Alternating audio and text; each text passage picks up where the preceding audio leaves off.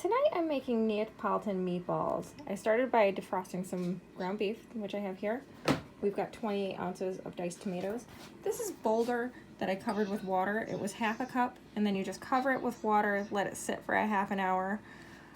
We've got olive oil, oregano, chili powder, chili flakes, half a cup of Parmesan cheese, a teaspoon of cinnamon, a quarter of a teaspoon of pepper, a quarter of a teaspoon of salt, half a teaspoon of sugar. I've got 2 eggs over here. One we're going to use the whole egg and the other just the white. 2 cups of whole wheat cubed bread and about 4 cups of tomato, and also this very thinly sliced garlic, about 4 cloves or to taste. First, I'm going to use a cheesecloth to drain the excess water out of the bulgur. I always rinse the cheesecloth an additional time before I use it because I use it for multiple things, and you really don't want to get that flavor in these meatballs. You're going to want to heat your tablespoon of oil, which would be half of the oil that I have in the container, in a Dutch oven over medium-low heat.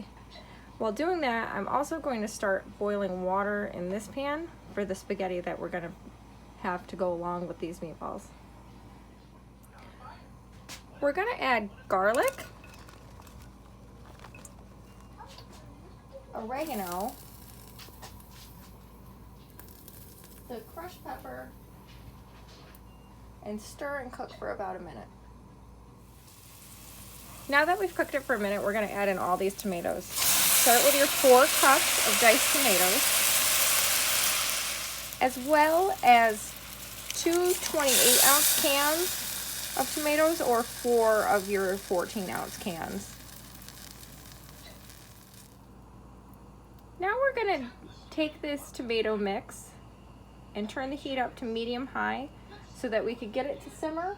Once it's simmering, we're going to turn it to low and cover it to keep it warm while we work on our meatballs. We're going to take our cubed bread and cover it in water. We're going to let it sit in this water for at least a couple of minutes and then squeeze it out and set it aside. Next, you're going to whisk 1 egg along with 1 egg white in a large bowl. Next, you're going to add your bulgur, bread, beef,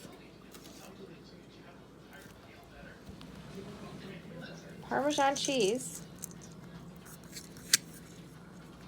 Casey, did you see what I pulled out of the sink? cinnamon, You need to stop shaking your head over the sink.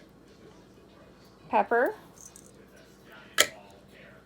and salt. Yeah. Combine all these ingredients either to make about 20 small oval meatballs about 2 inches long, or you can use a potato masher. I prefer to use my hands to make the meatballs, so that's what we're going to do next.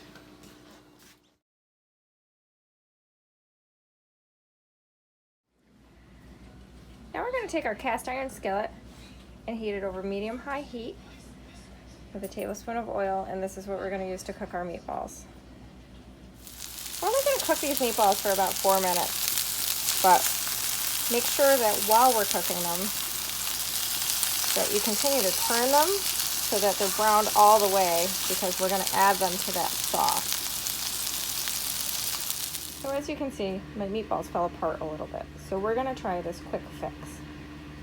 First, I'm going to whisk some eggs, and then I'm going to dip them in breadcrumb to create a coating on the outside to make it a little bit thicker, and then we're going to add them to the sauce. See, this fix worked. What I did is I took some of the crumbled meatballs, I remixed them with egg, and then I rolled them in to breadcrumbs until they formed back into balls. We're going to add those to the boiling sauce that we have on the stove and see that they hold together.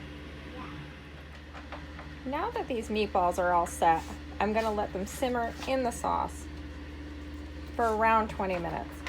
And I won't attempt to turn them at all until they've been cooking for about 10 minutes.